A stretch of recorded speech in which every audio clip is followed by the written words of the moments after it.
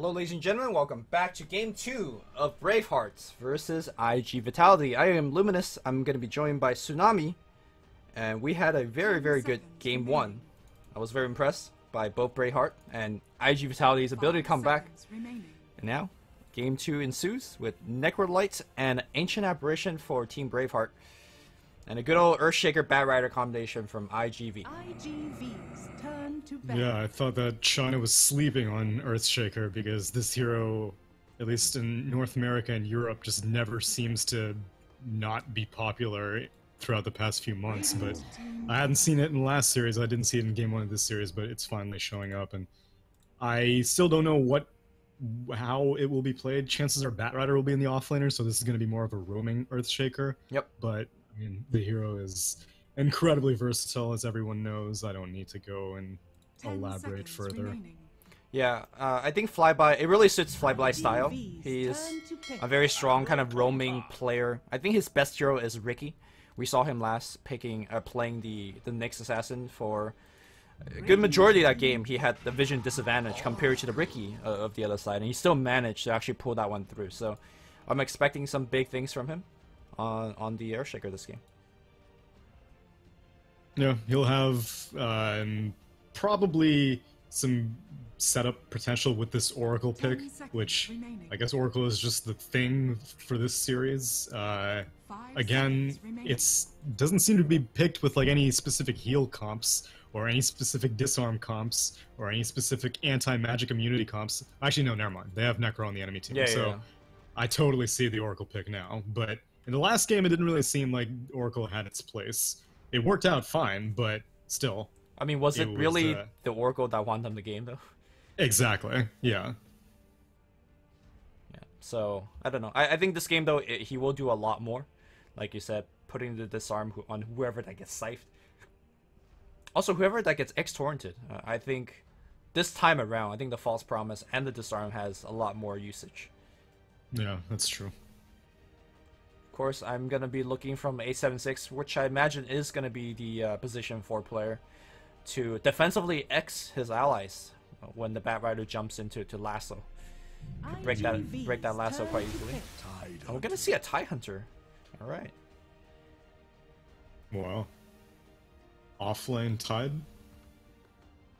I think with the TIE Hunter, you could even kind of shape your lanes in such a way where TIE doesn't actually match up against Ursa, but instead matches up against the Batrider. And I think TIE does fine in that 1v1, right? I mean, Bat's going to get a ton of farm, but I think TIE should also get a little bit of farm on his own. Yeah, Tide doesn't really have any much trouble because Kraken Shaw will, once he takes enough damage, it takes off all the sticky napalm charges. But it was definitely a snap reaction to pick Ursa once they saw Tide Hunter, because that was like in my mind, I was like, okay, well, if you have a Tide Hunter on the enemy team, chances are you're not going to go for a melee carry other than maybe Troll and Ursa, and so I guess Ursa is going to be the response, and we'll see what iGV end up going for their mid lane. I think Leisler is one of the other melee heroes that could do okay, because you have the Rage versus the Ravage, yeah, and you could kind of munch on him a little bit, but yeah, Ursa is going to be a decent lane matchup should those two meet in the lane, which I think for Braveheart, they don't want that to happen, but we'll see. And you could also send Ursa mid. We've been seeing that every once in a while from teams. Usually it's in like a dual mid situation, but Oracle is a great companion if you do want to do a dual mid type thing. Yep. Radiant team pick. Lena. All right. But no, it'll probably be Lena mid. I do want to talk about the TIE Hunter and how he matches up against Oracle. Because the whole, what we saw against Oracle last game was that Braveheart kept initiating on the Oracle and kill him. And they start getting into trouble in the late game when they couldn't kill the Oracle reliably anymore. Now, when you have the Ravage, you could just blink in and just Ravage. And you could, because Oracle is going to be stunned, you could kill whoever that you were going for, or you could kill the Oracle. It really makes your team fight that much easier to come by against the Oracle. So I think this is a very good adjustment in the drafting phase by A76. Yeah, but again, it's going to come down to who has vision first, because sometimes Batrider might just pluck a target out and pull it out of position, and Tidehunter's not really ready to react with a Ravage. And even if you are ready to react, sometimes you're like, well, maybe I should just blow the Ravage on Batrider rather than making sure I get all of Batrider's team, just to make sure that my carry or my necro doesn't get pulled way the hell back.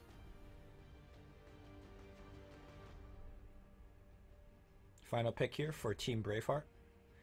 Looking for either a mid or a carry, because I think Necrophos comfortable to play on either position. I would guess a carry, and it's going to be Luna. Select your heroes. Huh. Luna's a hero that I also have not seen very much of recently. Yeah, so how do you feel about this draft from Team Braveheart? Well, they have much better push. I don't really think that that was like a downside of their last draft, but I guess whenever they wanted to push last time, it was seemingly after some sort of team fight was won. Like they get a Slardar Lifestealer initiation and then they start pushing, or DK, gets a counter initiation in the mid lane and then they'll start pushing with the dragon form. But here I think Braveheart can kind of dictate the pace of pushes because of this Luna and the sustain of a Necro. So you don't need to have to take fights constantly to push, and you have Tidehunter defensively if the iG.Vitality squad does want to fight. So I think it's more well-rounded. It's not as all in on getting pickoffs as their first draft was. Yeah, I also think that with so much team fight, in particular with the Ravage and the Eclipse, you actually do take away a little bit of what the Ursa lineup is good for, which is taking the Roshan, right? It's so easy for Flyby's team to dance around the Rosh a little bit, have the Ursa in there, and then he just walks over the Rosh, takes the Aegis, and be on his merry way. But at the same time, it's so easy for Braveheart to just walk in with a Tidehunter and say, hey, we're doing Rosh now. What are you going to do about it? And there's very little that iGV can do about it, as we do see the two supports running into each other. Dogfight's clubbing him with the movement speed advantage. And neither supports gets to lay the wards that they want to do. I wonder how much Dogfight is going to be moving around, because there's a lot of kill potential if he decides to stick around and lane with Ursa, because one good fissure block and all of a sudden Ursa's going to get like 5 Fury Swipe stacks on the target. And it looks like Luna is... I wonder who's going to be laning with Luna. Did you see... Yeah. Did you see the small stuff that just happened? I really love it. So both supports... I may have missed it. ...broke their smoke versus each other, right? So then they both gave their wards to the carry, who was still smoked up, to go for a second try on the warding. Brilliant. Flyby tried to ward over here, but CY broke that smoke as well. But Luna was able to sneak by. But now he's in a very kind of compromised position. Maybe he's going to even tango out and go for this rune? That's like suicidal, right? Against... Yeah, that's... Well, I mean, he has his team coming up. Yeah, okay, so he's going to just get the rune. The battle begins. Alright, Braveheart. Cool. Looks like we're going to see that lane switch as... Well, I did mention that Braveheart wants to avoid this lane matchup, but Tai is going to be going up against the Ursa, and he's not going to be happy about that one. Yeah, and it looks like Dogfights is just instead gonna spend the first few minutes making sure that SRF doesn't get zoned out too much by this aggressive tri-lane that... Or it was like an aggressive tri-lane. Now it looks like CY has decided to go down to the bot lane after this lane swap, so it's gonna be Batrider and Earthshaker versus Luna and Kunkka in the top lane. A good old 2-1-2. I think 2-1-2s are very fun to watch, as action can pop up pretty much everywhere. But for now, though, it's going to be Luna CSing away, trying to get into that side shop to actually buy that magic stick, but I guess he doesn't want to really get too deep in the trees when there's the threat of the fissure. Uh-oh. Yeah, we'll see how... Oh, like that threat. You're going to punch him a little bit. There's no Firefly available. 876 is going to actually hang around a little bit. Oh my god, he might... Okay, he's going to be fine. Fakes out the Torrent. Yeah. A couple more right clicks. But did take quite a bit of damage off the one move. He wanted to prevent the Shaker from pulling through. But Shaker is going to pull through anyways. And still gets us out from it. Oh, it's going to try to stop it again. Alright. A76. Doing God's work as a support player. But doesn't actually work as the creeps did still follow through. You got one range creep for HMX and one range creep deny for HMX. Hell yeah. Alright. Maximum worth. He needs to get this one though. Alright, he misses. Oh. You hate to see it happen. That's the top lane, but in the bot lane we've got Tidehunter and Ancient Apparition, which I don't really think Tidehunter needs the help, but it's more the fact that AA needs the levels. So you are going to need to get it from somewhere, you're not going to get it from a tri-lane, so might as well just try to stack and pull to get your experience instead. Tidehunter is going to have a tough time against Ursa, but there's not much that an AA can do to help with that. I think normally if you're up against a tri lane that doesn't have an Earthshaker on the other side, or up against a lane that doesn't have an Earthshaker on the other side, you can just put the AA top and just force kills on this Batrider over and over again. But it's so easy for dogfights just to sit back, and when your Batrider gets in trouble, you just fissure, and that'll be the end of it. So Braveheart making the right choice. Like, they understand that the AA won't be able to get any kills at the top lane, and it's better off so just kind of going to the instead, bottom. they're going to send Tidehunter to the top lane. Tidehunter was getting kind of rotated on, so he TP'd out of almost death situation, but he TP'd all the way back to home instead of TPing back to a tier 1. So now it's just AA here, as now they're going to rotate the Luna to the bot lane. Okay.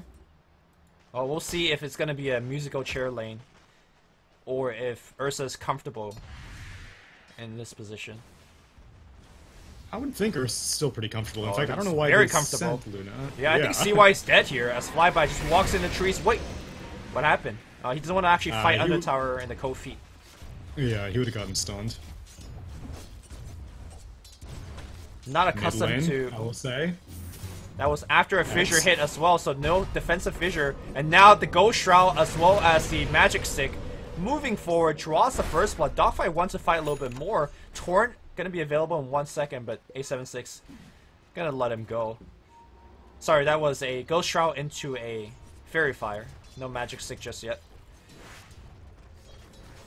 Yeah, but enough bonus HP that Earthshaker wasn't able to get the kill, and since he was ethereal, he couldn't get that enchant totem hit either.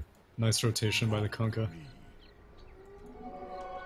Although now, looks like iGV want to return the favor. They've got a hasted Batrider making their way to the mid lane. Torrent, though.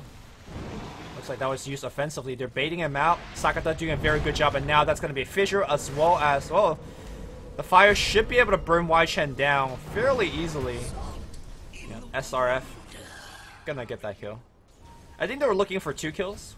We're bringing so many heroes, especially with a hasted Batrider, but that Necro a little bit tankier than what they had imagined. Yeah. 876 is the right idea, though, staying in this mid lane. I don't really know the Necro-Lina matchup that well, actually, but it looks like Lina's winning it, so I find that a little bit surprising, but I'm sure Wai-Chen is going to recover just fine. Yeah, Lina has the range advantage with the Dragon Slave, so we'll be able to harass the Necro a little bit more. And I don't think we can liably kind of win the lane with Heartstopper Aura, because Lina's going to just chew through her bottle, get a couple of runes, or Bottle Crow a little bit. Ooh. SRF has a fat stack down here, but he might get interrupted. Or 876 might just be like, alright, thanks for the experience. Okay, well, they might even gonna try to kill him through all of this. Yeah, he's taking quite a bit of damage from all the neutrals and whatnot, trying to fly away, and now Luna trying to get some of the steals. Ooh, Fissure coming in as well. Nobody dies, and I guess both teams split the stack. Meanwhile, simultaneously, it looks like top lane, Flyby was able to assist in a kill and runs right into a tower. He's gonna what? I mean, I guess that was not. Well, nope. There's a camp right here. Okay. Yeah, you're right. Because well, I mean, I think he was concerned that someone might TP from the shrine. But Ty got the kill. Yeah. You're right. No excuse. That was what? That was some. At first, I thought I was reading the map wrong, and I was just like, "Oh, he's going back to base." Then I was like, "Wait a second, he has a red health bar over him." That was some 3-2-2 shit. No joke. All right, CY, gonna be okay.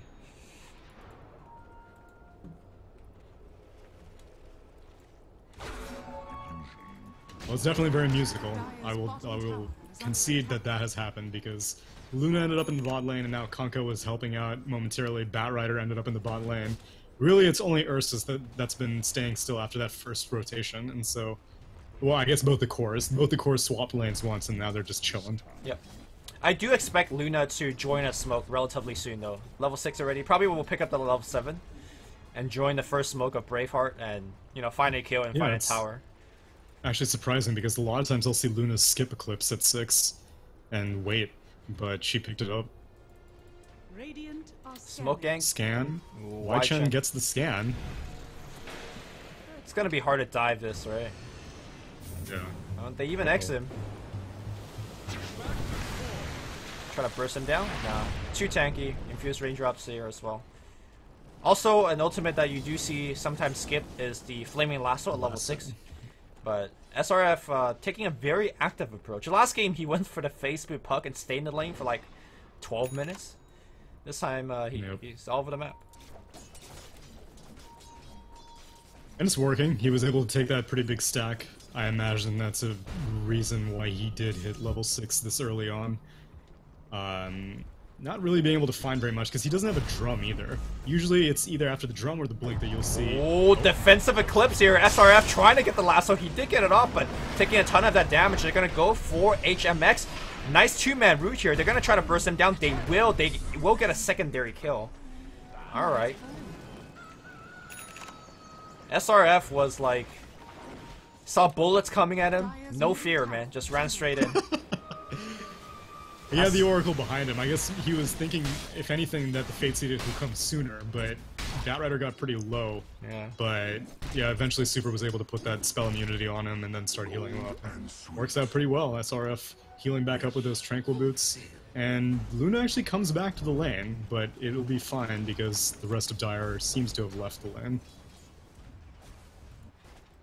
Wai Chen now seems to be bullying Sakata a little bit more now with the level advantage that he's... Well, not the advantage, but the fact that he's level 8 and he's healing from his Sadis. Or what it used to be called Sadis. How do you even describe that effect now? That's what I said, so I was like Death Pulse built in with Sadist or whatever. Death Sadist. Dire's middle tower is under attack. I guess for the newer players, they might not know what Sadis is. I don't know, if the newer players look at like this Death Pulse tool tilt, they'll be like, what the hell is going on? There are like 20 things on this spell. Uh-oh. CY. I just want to say, as he is about to die here, no, he is not going to die. In fact, what an awesome bait. Ravage. Super will lead the escape. Although he might just get beamed down here by Luna. He has one more Fate Seeders, so he's just going to wait till he gets up. So just want to point out that AA has less net worth than what he started the game with. Which is always a feels bad, man. This is that PPD style of AA.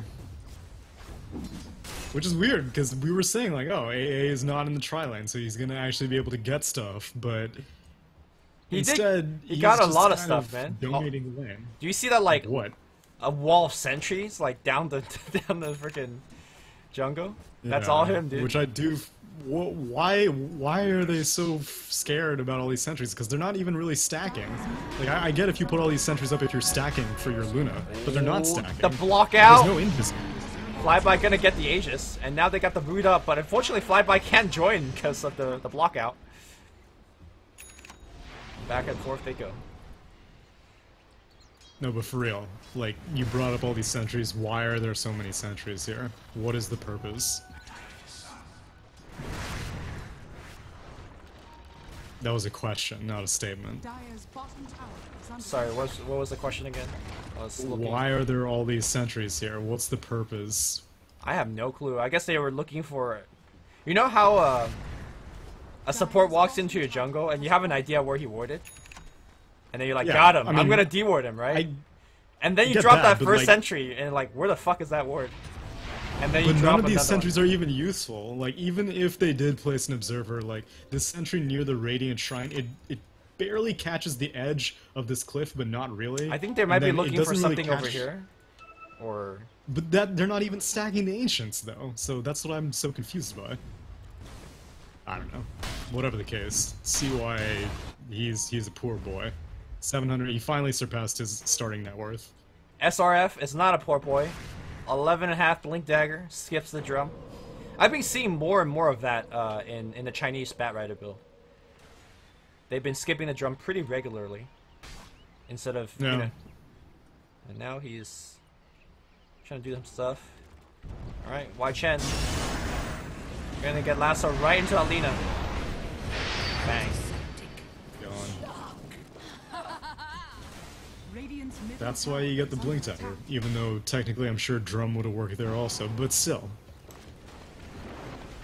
Maybe not. Mid lane. Nah, Necro's a slow hero, he can get away. Oh, the Eclipse. This time no Oracle. And there you go, got the D word. Oh, the value sentry! The value sentry! That was some X-Men Xavier D word, you know? Well into the future. In my mind. Yeah. Get out of my head. There you go. Radiant's middle tower has been denied. Still haven't been stacked. I don't see a single Radiant camp stacked, but whatever.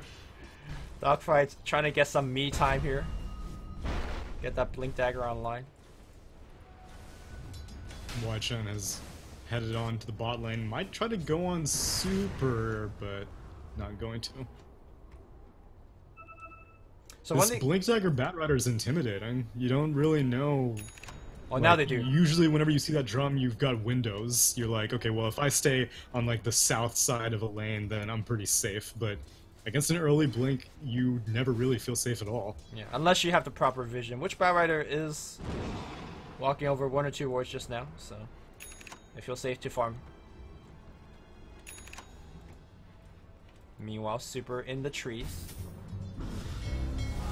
Oh, they got the heal, Spell man. immunity. Woo! That would have been a guaranteed Reaper kill. They might still give him a Reaper kill, but they still have. There you go. All right. I mean, I think he still should die here, right? No, he's gonna be fine. In fact, he's good. It's Ursa coming back in. That is the biggest debate. Dude, Chen's so angry. Dude, he's going in for the kill. I'm gonna side someone, goddammit. Oh, well, no, he's gonna side. No, Ursa's in range. Nope. It doesn't matter. The best kind of baits are the ones where you bait them in and you still stay around the fight with like 2 HP and just taunt them the whole time with your stuns and stuff. And that's exactly what Dogfight did. Got quite a bit of assist gold throughout all of that, and he is only, what, 600 gold away from his Blink? Good stuff. Sakata also picks up a cheeky Bloodstone charge off of that as well. You know what the saddest thing is for Braveheart is that they had this Ravage for like 7-8 minutes now, and I don't think I've seen them use it at all, right? Have I missed it or? Nope. No Ravages. Oh yet. no, CY. Not like this. Just want to get some creeps on the mid lane. Fissure connects.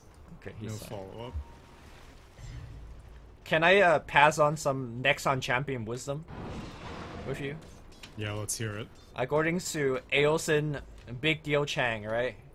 As a support player, the trash man himself. Yeah, you never farm here. As a support, you never farm here because you just die. Yeah, especially during nighttime. He said that to me once in a pub game as I died there after farming. And now every time I see these professional players do it, I'm just like, they ain't Nexon champions. They don't have the digits of Aosin Chang, so they don't. Is under attack. It's so tempting though. Yeah, especially I know. because you see like they've got all these extra creeps, and you're like, dude, there's a lot of experience over there. There's no one claiming it. You gotta get and in on that. Head on down to that river, and then all of a sudden you're blind. Dire's structures are fortified. Dire's top tower is under attack. All right, Braveheart. We'll use the heroes up top and get a building. But it's really iGV all over the enemy jungle, farming it with the Batrider, properly laying down a couple wards as they move by. And I gotta say, despite the fact that the Radiant has this kind of big teamfight composition, I think iGV is ahead. Just from the movement on the map and the fact that, well, they were ahead by 3k, but I think they're ahead more than just that in this game. Well, Luna's starting to get some form, so she's actually willing to engage in the team fights besides just like a counter Eclipse reaction. Right now she's been farming up the jungle, and I guess that's part of the reason why Tidehunter hasn't seen any Ravages, is because Luna and Tidehunter are just rarely in the same spot at the same time. But now it looks like they want to start pushing. They take this top tier 2 as iGV take bot tier 2, and they're gearing up to kind of go high ground. Oh yeah, iGV's gotta be careful. They have to defend against Ravage and Eclipse. If they lose a team fight here, things could get pretty ugly. Although HMX is at half HP, so they've got sustain. you gotta be careful. So far, iGV have only committed 3 heroes for this defense. Earthshaker's coming in with an Invis rune and a Blink Dagger, so this might be a big surprise for Braveheart if they stick around. Good tactical pause here by IG. Pause, check out everyone's item, and then go for the smoke gank. Let's go. Dogfights. Yep. TP out. Blink. Oh, he sees one. Sees the Kunkka. Can't cancel that Cancel TP. that shit. Alright, one canceled. Fissure not gonna hit on ace at 6. And well, they will get the 1 kill on the back line here. Heard the lasso going off, and looks like ace 7-6 will also go down. Had to TP out, I think. As soon as he saw the fissure miss, I think he could have just TP'd out. Yeah, I think so. Oh well. The cores get out. Ravage is still yet to be used.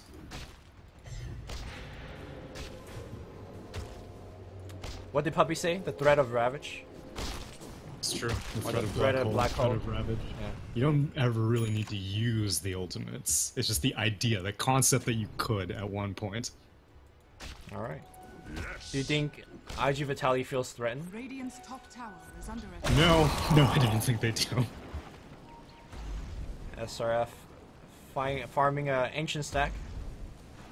Very They might feel slowly. threatened for this next Roche, which the respawn time is going to be short, 1 more minute.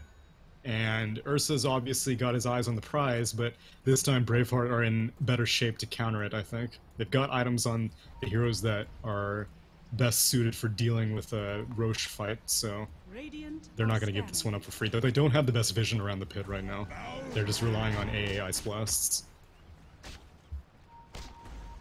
Maybe when he walks by, he could drop a Radiant's top tower vortex is under attack. just to see inside. Yeah, hopefully he does. Right now he's just counter warding. You know, all of that teamfight advantage is predicated on the fact that iGV doesn't have the BKBs, right? And Ursa's closing in on his. So if the next big engagement happens and then Ursa blinks in with the BKB turned on, there's really like zero answer from the side of Braveheart. Aside from the fact that Necro is still a problem, because, I mean, this is like the one game where you'd be like, oh yeah, Ursa first item Diffusal, that's totally the play. Right. But he actually didn't go for Diffusal, he goes for that Blink Dagger and then, like you said, BKB. Sure. And so Necro is still going to be a concern. So he can't kill guess Necro, ideally, but he could kill can't pretty kill much Necro. everyone else. Yeah. Right. At least Luna is probably going to be pretty easy. She's closing in on her own BKB. She's going for it before the Manta style. So not great at evading Ursa, but yeah, it's going to be dependent on how much Necro can do in a fight. Dogfights, sneaky, sneaky. Looking for some sort of solo kill. I think he could really only get the 2 supports. Yeah, there's no way he can finish off Necro. Too low level of an enchant totem, but he's just chilling. Blessings upon a loyal warrior.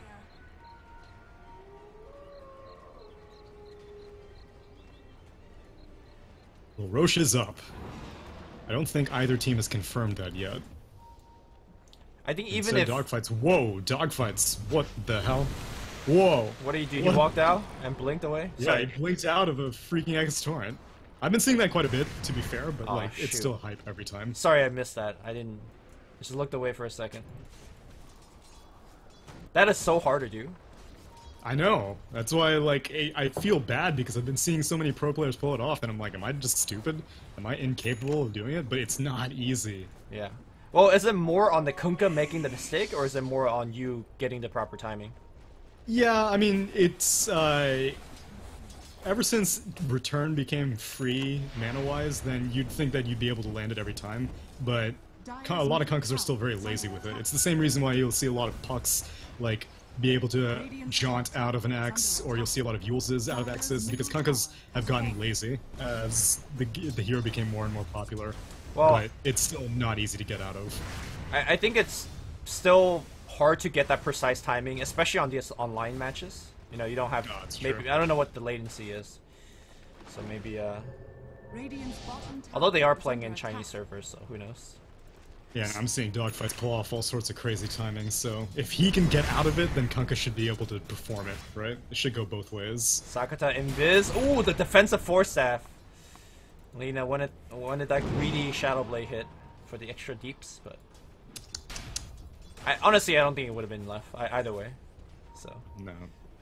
It's only level 17. She's about to hit level 18. well, they go into the Roshan pit, and now Flyby does have that Radiant BKB. smokes up. So they have to ravage him straight up. He is bashed right now. Is he gonna activate the BKB? He is. BKB and the Echo Slam comes in, and now Flyby needs to right click. He's gonna go right on the Luna. Luna running away right now. Can they right click him down? They should be able to. No, he just walks off, and now the Torrent catches him. And in fact, it's gonna be the Necro going right on him. Ghost Shroud activated. Flyby, despite through his 10-second BKB, will just go down to Braveheart. Very reminiscent of Game 1 when he was getting kited on Sven, and now Braveheart doesn't lose the Luna. They kill the Ursa. Roshan though, They can't take this. well, they're thinking about it. They have the Mask of Madness Luna, and they're getting killed up by the Necro, so maybe they can. Shaker's up in 3 seconds though, and he doesn't have Echo, but still, Fissure's like not something you want to have to deal with. None of your heroes have Blink Daggers. Luna tanking a ton of that damage, getting bashed up, and now, yeah, like you said, with the Shaker being back, they'll give it up. Or pretend that they're giving it up. Luna's still too low, and they're out of Urn charges as well. Yeah, they're gonna back off. I think in that last team fight, we saw the problem of this Ursa build. He did get the BKB off, pretty much dodge all of the stuns and damage.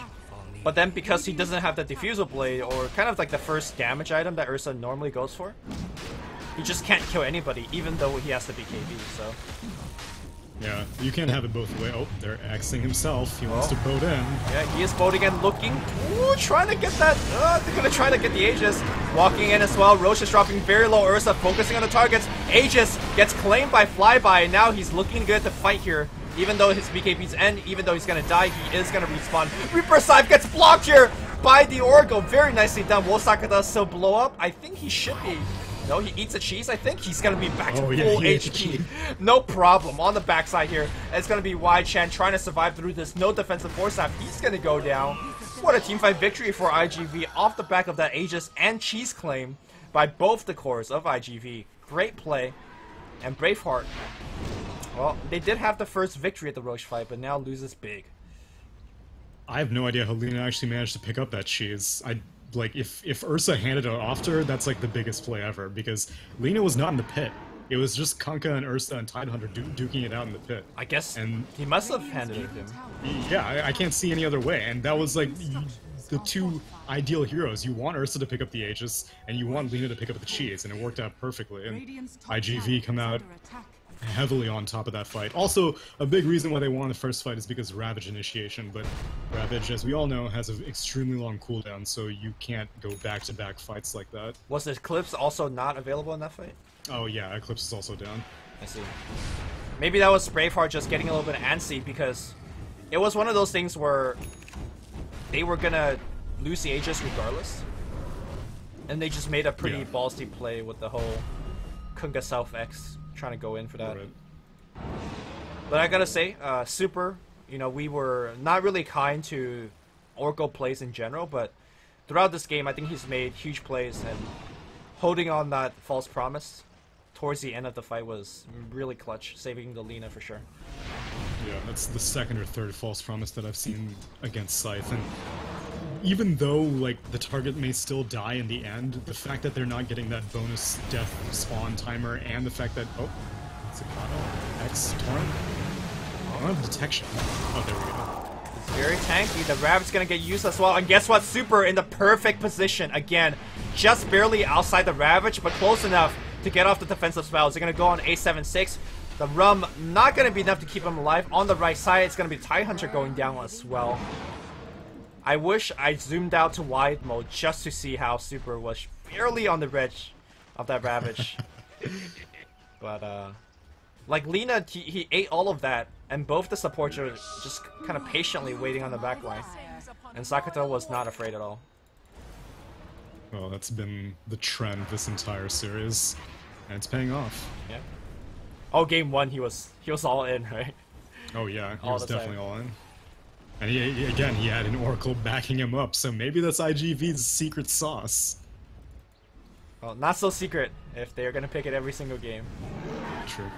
As iGV gonna go mid and claim a tier 2. Ice Blast is gonna fly in here. Middle tower is under attack. So with for it, but no, the Bat Rider backs him up, and the pirate goes down.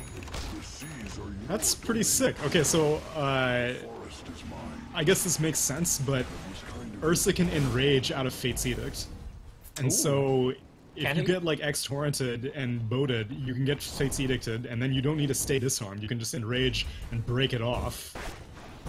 Break it off whenever you want. I think that's the Right, exactly. best On part of demand, it. pretty much. Okay. Yeah. Are you sure it didn't just end, or can he just? No. He purged it off. Okay, that's cool. Because Yeah. you could rarely purge off, you know, your ally spells, right? Right. It's pretty much only Fortune's End that can do it. Yeah. Huh. Interesting. So I guess Slark's Dark Pact probably works the same way as well. It probably doesn't, because this is Dota 2. Yeah, but Dark Pact is like a strong dispel, so if anything, like it should work even more so. Logically states. It's like a BKB activation. Logically states that it does, but you know, who knows?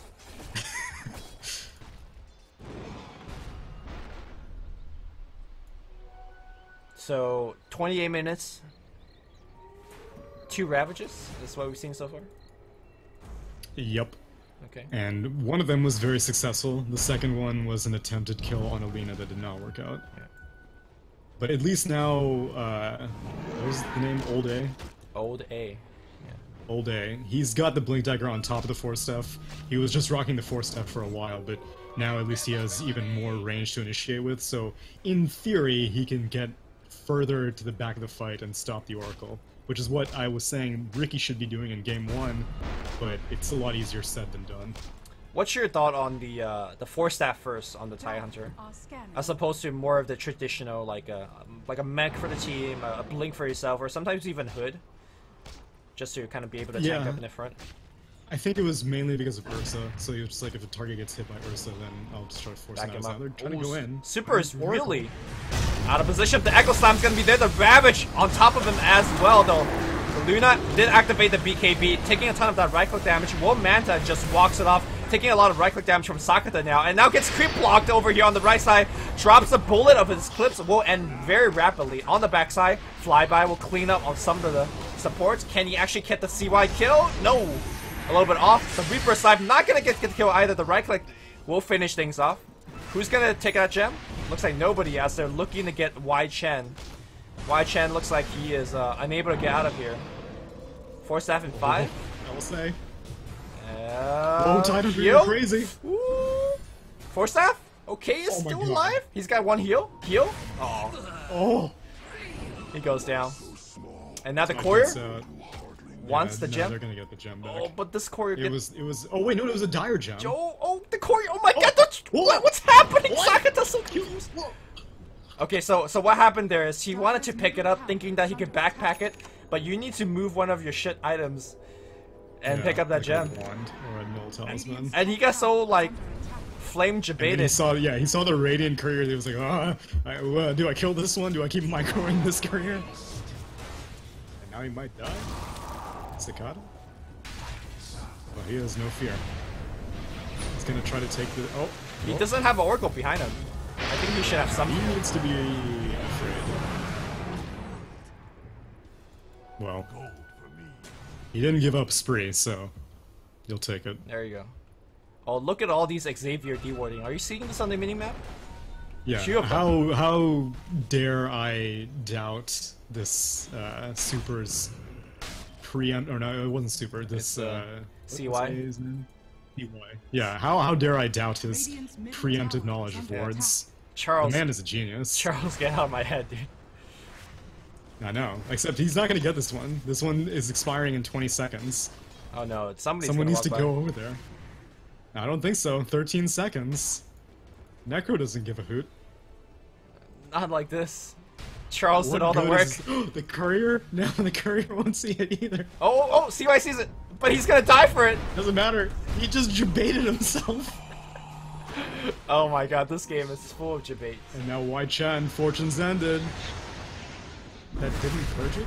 No, it didn't, apparently. Oh, Echo Slam's gonna be there as well, but defensive force stab from Lao A. Why do you want that? Oh, the Ravage is gonna get blocked by one BK. Reaper Scythe, though, finally coming and getting one kill. Here comes HMX, getting blocked out by his own ally's Fissure. On the right side, looks like Sakata comes in for the one kill. Can they actually punish that Lina? On the backside, gonna be Flyby coming back in for the Luna. Lunar gonna be okay as he jumps himself back out. Y-Chan Ghost Shroud gets purged immediately. The heal and the Fissure not gonna be enough. SRF jumps back in, looks for the Lina kill. Nice two-man LSA. They will get the Luna. And Lao A will get broken as well. Woo! Kills everywhere. Asakata working with the Ultra. Back up to 18 Bloodstone charges. Alright. Damn, he's big. 18 Bloodstone charges, and I don't even know how long his kill streak is right now, because he's only died once, and that was early on in like the laning phase, and since then he's picked up 10 kills and no official death yet after that denial. They're gonna pick up a Rax. And maybe a second Rex. Might go, yeah. Luna does not have buyback, so 2 Raxes.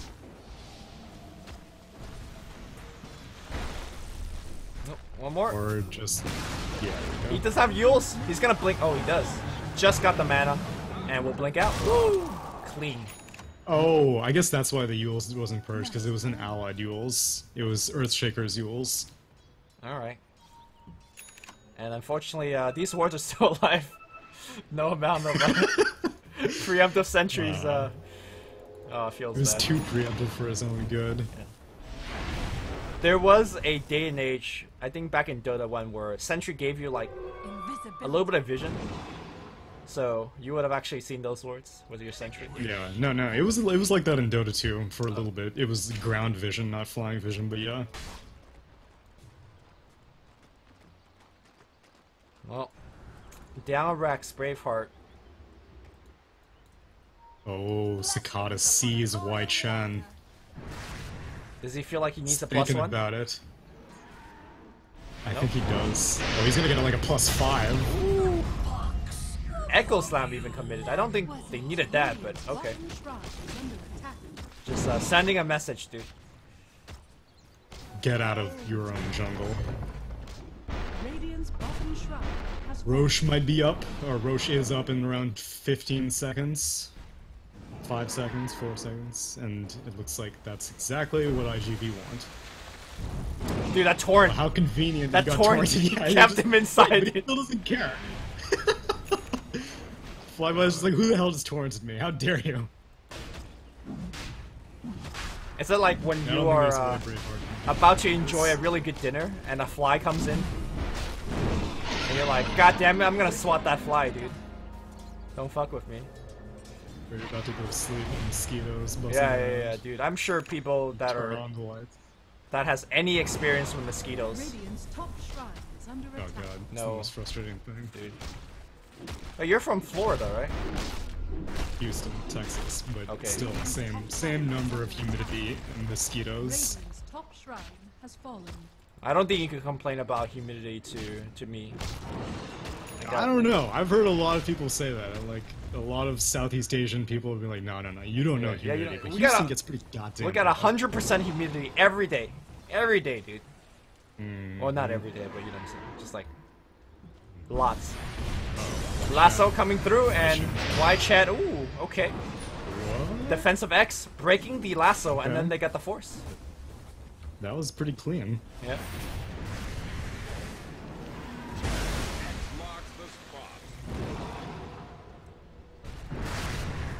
Sakata gets healed back up. Oh, whoa. Taking lessons from Dogfight's Nyx Assassin from a previous game. Just want to walk right up to that tier 3. The Super he's got his hands full with his players. All these people are just trying to get themselves killed all the time. Alright, tier 3 gonna go down. The slowest of sieges. Interesting choice to actually go for this tier 3 instead of the open racks in mid, but looks like they might go there now. Nah, it's like 400 more units that you might get X'd. It's too much of a risk.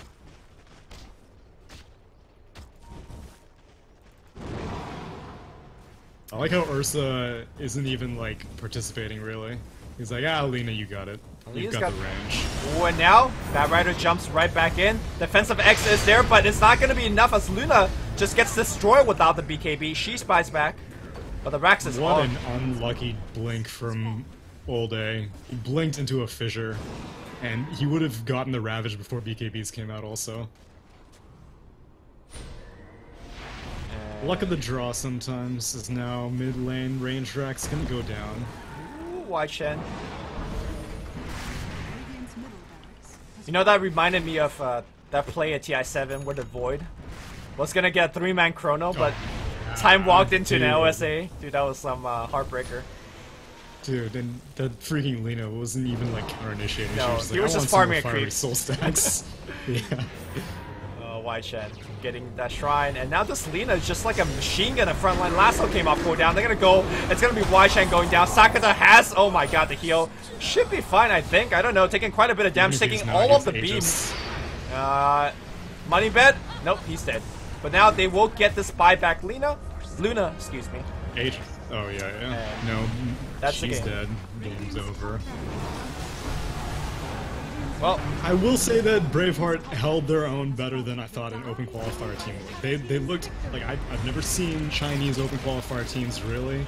Like, they're not totally no names. I know like 876 has been around. And I think you said that HMX or someone else has been around, but Laowei, yeah. They looked, Laowei. They looked competitive, and iGV is a legitimate tier 1 team, definitely. And so, even though it was a 2-0, it wasn't like a steamroll. So Braveheart, I don't know who their next potential opponent might be. Let's see. So the remaining teams, or the remaining series for this qualifier, one of them will be the one that we were supposed to cast, which was IG versus CDEC. Right. And then the other one will be LGD versus Vici Gaming. And so they will play the loser of LGD of Vici Gaming will play Braveheart. Right. Vici has been looking strong, so I'm definitely siding with them. We might get an LGD versus Braveheart matchup in the lower bracket, but we'll have to wait and see, at least in a couple of days. The other thing that I got out from this best of 3 series is SRF. To me, he has been impressive in both of these games, but he is still a player that I want to look out for moving forward because, I mean, sure, they beat Team Braveheart, but it's Team Braveheart, right? Like, until he goes up against the likes of, you know, IG or let's say LFY, then I'm gonna see how he performs under stress. But so far, looking really solid. The game 1 puck, the Axe Qual, remember, just turning around the game, and then this time, just I think a more simple game for him, still getting a lot of clutch initiations and whatnot. So good stuff. Yeah, because your initial thought whenever we saw this series was like, oh, you lost in July. Right. That's a pretty big hit for a team, but SRF has taken the mantle pretty well. Yep, at least from the skill department. I don't know who's now the true captain of the team. Probably Dogfights or Super, one of your support players. But overall, iGV looking very solid as well. And that is going to conclude our broadcast for today. Tomorrow, we're going to have Invictus Gaming versus CDEC. And of course, the LGD versus Vici matchup. Same time, same place. My co-caster will also be joining me. And you can find him out at Tsunami643. Hope you guys enjoyed today's cast. And we will see you tomorrow. Bye, guys.